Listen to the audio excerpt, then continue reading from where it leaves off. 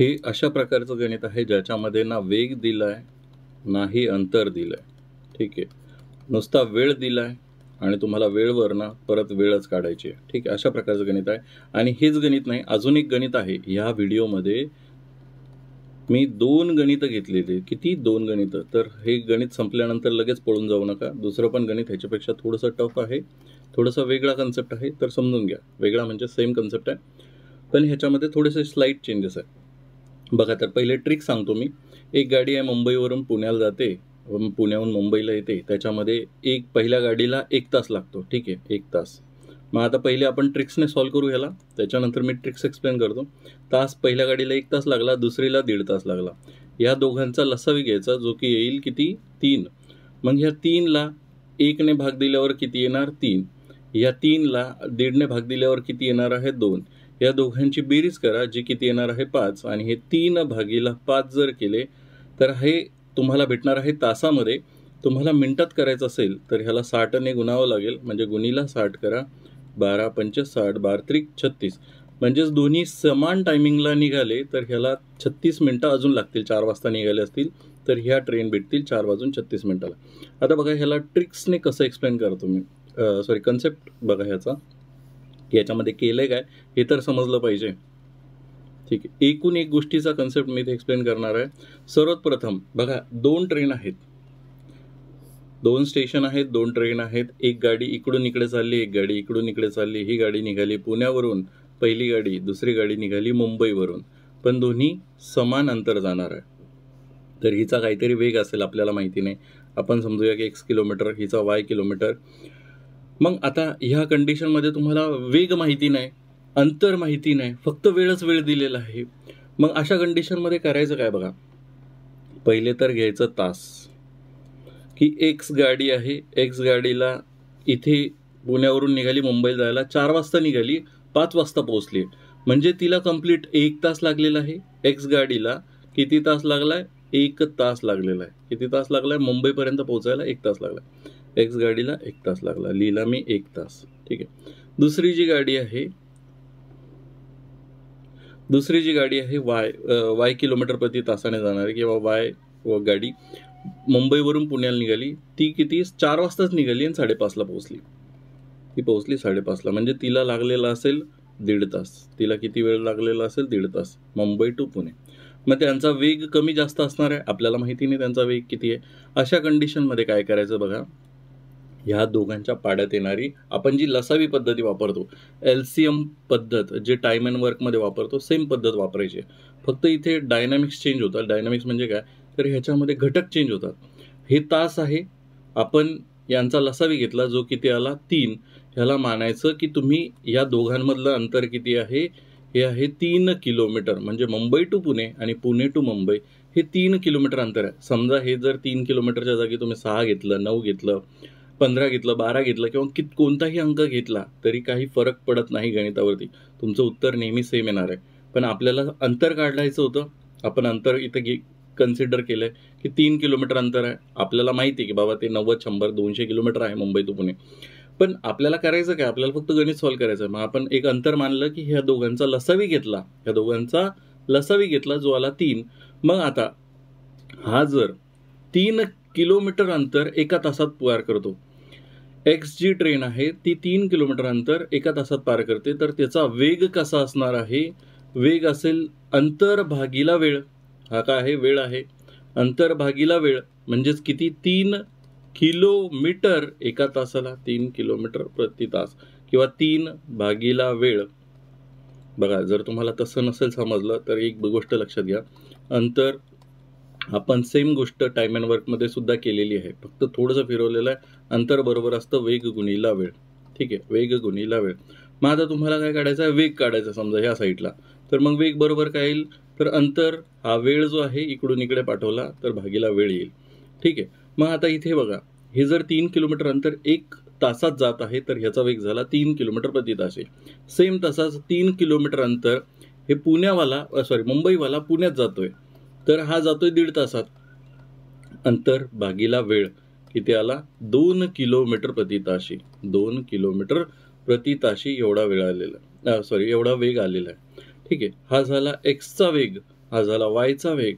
आता बघा, ज्यावेळेस दोन्ही ट्रेन एकमेकांच्या दिशेने निघतात, ज्यावेळेस दोन्ही ट्रेन एकमेकांच्या दिशेने निघतात आणि समान वेळेत निघतात, तर त्यांनी एकूण अंतर, समजा त्या कुठेतरी एका पॉईंटला भेटल्या, इथे कुठेतरी पॉईंटला भेटल्या, समजा ह्याने 1.7 किलोमीटर चालवलं असेल आणि मग उरलेलं अंतर ह्याने चाललं असेल, म्हणजे 1.3 किलोमीटर ह्याने चाललं असेल, म्हणजे टोटल 3 किलोमीटर अंतर चाललं असेल, किंवा ह्याने 2 किलोमीटर चाललं असेल, हा 1 किलोमीटर गेला असेल, असं एकूण टोटल 3 किलोमीटर अंतर यांनी मिळून चालायला पाहिजे. ज्यावेळेस ते भेटतील त्यावेळेस त्या दोघांमध्ये किती अंतर क्रॉस करेल, समजा ह्याने 2 चाललं तर उरलेलं अंतर 1 किलोमीटर आहे. म्हणजे तुम्ही काय म्हणू शकता की दोघांनी मिळून ह्या ज्यावेळेस त्या भेटतील, ज्यावेळेस त्या एकमेकांना किती वाजता ओलांडतील किंवा ओलांडतील म्हणा, भेटतील, तर तो टायमिंग काय असणार आहे, म्हणजे त्या दोघांचं अंतर किती पार केलेलं असणार आहे त्यांनी, तर त्या दोघांमधील अंतर, या स्टेशन दोघांमधील अंतर, मग अंतर आहे 3 किलोमीटर. आणि बघा, ज्यावेळेस दोन्ही ट्रेन एकमेकांच्या दिशेने जातात, बघा दोन्ही ट्रेन एकमेकांच्या दिशेने जात असतील किंवा विरुद्ध दिशेने जात असतील, तर आपण ह्या कंडिशनमध्ये काय करतो, वेगाची बेरीज करतो. आणि ज्यावेळेस ट्रेन एकाच दिशेने जात असतील, समान दिशेने जात असतील, अशा एकामागे एक किंवा असं पकडा एकामागे एक, तर ह्या कंडिशनमध्ये आपण काय करतो, वेगाची वजाबाकी करतो. मग आता इथे बघा, ह्याचा वेग आहे 3 किलोमीटर, ह्याचा वेग आहे 2 किलोमीटर, आणि दोन्ही एकमेकांच्या दिशेने जात आहे, म्हणजे टोटल इफेक्टिव्ह वेग झाला 5 किलोमीटर प्रति तास. 5 किलोमीटर प्रति तास. मग 3 किलोमीटर अंतर हे दोघं मिळून 5 किलोमीटर प्रति ताशी एवढ्या वेगाने जात आहे. बघा, अंतर भागीला वेग केला तर आपल्याला वेळ भेटतो. अंतर, आता इथे वेग, जर मला वेळ काढायचा असेल तर हा वेग मी इकडे टाकेल, ठीक आहे.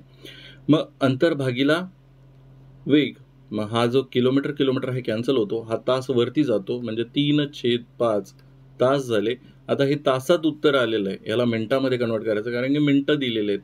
तर 3/5 गुणिला किती, तर एका तासामध्ये 60 मिनिटं असतात, 12×36. 36 मिनिटानंतर ज्यावेळेस ते समान वेळेत निघतील, एकाच वेळेत निघतील, म्हणजे त्या 4 वाजता निघालेल्या आहेत दोन्ही ट्रेन, तर अजून 36 मिनिटानंतर 36व्या मिनिटाला ते एकमेकांना ओलांडतील किंवा भेटतील, असं म्हणू शकता तुम्ही. आता बघा दुसरं गणित. एक रेल्वे गाडी सकाळी 5 वाजता ए स्टेशनवरून बी स्टेशनला निघाली. आता इथे थोडंसं कॉम्प्लिकेटेड आहे, ट्रिक्स पहिले समजून घ्या. ट्रिक्स सांगतो मी, ट्रिक्समध्येच कदाचित तुम्हाला हे गणित सुटून जाईल. बघा, ए जो एक्स आहे समजा पहिलावाला, तो जात आहे 4 तासात, तास किंवा वेळ, ठीक आहे, जे काय वेळ 4 तासाचा. वाय जो आहे तो 7 वाजता निघतो आणि 10:30ला पोहोचतो. 7 वाजता निघतो आणि 10:30ला पोहोचतो, म्हणजे त्याला लागतात 3.5 तास. आता ह्या दोघांचा लसावी घ्या किंवा यांच्या पाड्यात येणारी कुठली एक संख्या घ्या. समजा लसावी घेतला तर तो किती येणार आहे, 7 7 28 28 येईल, ठीक आहे. याला तुम्ही कसं करू शकता, लसावी जर तुम्हाला 3.4 आणि 3.5चा येत नसेल तर 3.5 म्हणजे किती, 3/2 येईल. मग ह्यांचं जर तुम्ही हे काढलं, काय म्हणतात, लसावी काढला, तर अंशाचा लसावी, सॉरी 3.5 म्हणजे किती, 7/2, 7/2. मग अंशाची तुम्ही काय काढता, लसावी काढता, 4 आणि 7चा लसावी किती आला, 28. मग हा 28 लसावी मी इथे लिहिला, आणि हे काय ग्राह्य धरलं, 28 किलोमीटर आहे. 28 किलोमीटर अंतर याने बघा, मग 28/4 केले तर हा येतो 7, आणि 28/3 म्हणजे 7/2 गुणिला 2 केले तर 7/28, म्हणजे याला लागेल 8 तास, ठीक आहे. सॉरी, ह्याचा वेग असेल 8 किलोमीटर प्रति ताशी. मग आता ह्याच्यामध्ये आपण डायरेक्ट ॲड करू शकत नाही, कारण की एक ट्रेन निघते 5 वाजता आणि दुसरी ट्रेन निघते 7 वाजता. मग पहिली जी ट्रेन निघाली आहे ती 2 तास आधी चाललेली आहे, म्हणून ह्याला पहिले 2 तास चालून घ्या. 2 तास म्हणजे 2 तास जर चालवली तर ह्याने एकूण 14 किलोमीटर एवढं अंतर पार केलं असेल. या 2 स्टेशनमधलं अंतर आहे 14, मग 28मधून 14 जर मायनस केले तर 14 राहतील. आता ह्या 14 जे उरलेलं अंतर आहे, आता या दोन्ही ट्रेन एकाच वेळी सोबत एकमेकांसोबत जातील, तर या दोघांची बेरीज केली तर भागिले येईल 15. मग आता इथे गुणीला काय करूया, 60 मिनिटं, कारण की हा तासामध्ये झाला, 60 मिनिटं, इथे येईल 15 चोक 60, 14 चोक 56, 56 मिनिटानंतर ह्या ट्रेन सोबत एकमेकांना भेटतील किंवा ओलांडतील. तर 56 मिनिट जिथे ऑप्शनमध्ये आहे ते मारा, किंवा तुम्हाला काय दिसलंय की हे 7 वाजता म्हणजे 5 वाजता निघालेली ट्रेन अजून 2 तासानंतर म्हणजे 7 वाजता ती काय होत आहे, दोन्ही ट्रेन सोबत चालू होत आहे. मग 7:56 त्या ट्रेन हे भेटतील. तर बघा आता कन्सेप्ट परत एकदा समजून सांगतो. तास किंवा वेळ, तास असं काही नाही, वेळ घेतला आपण. समजा जी ट्रेन आहे ए स्टेशन टू बी स्टेशन जात आहे, आपल्याला माहिती नाही, ठीक आहे. मग ही जाते 4 तासामध्ये, दुसरी जाते 3.5 तासामध्ये. पण इथं ट्विस्ट काय आहे, ट्विस्ट सांगतो. पहिले लिहून घेऊ. 4 तास हिला लागले, व्हायला लागले 3.5 तास, व्हायला लागले 3.5 तास. 3.5 म्हटल्यावर मी आत्ताच सांगितलं 3.5 म्हणजे 7/2. 7/2. मग तुम्ही डायरेक्ट 4 आणि 7/2 यांचा जर लसावी काढायचा असेल तर नेहमी वरच्या अंशाची काय काढायचा, लसावी काढायचा. किंवा तुम्हाला वाटेल ना याच्यामध्ये कुठलीही एक संख्या यांच्या पाड्यात येऊ शकते. समजा मी म्हटलं की 56 ही संख्या येऊ शकते, डायरेक्ट तुम्ही 56 पण उत्तर काढू शकता. सेमच उत्तर येणार आहे.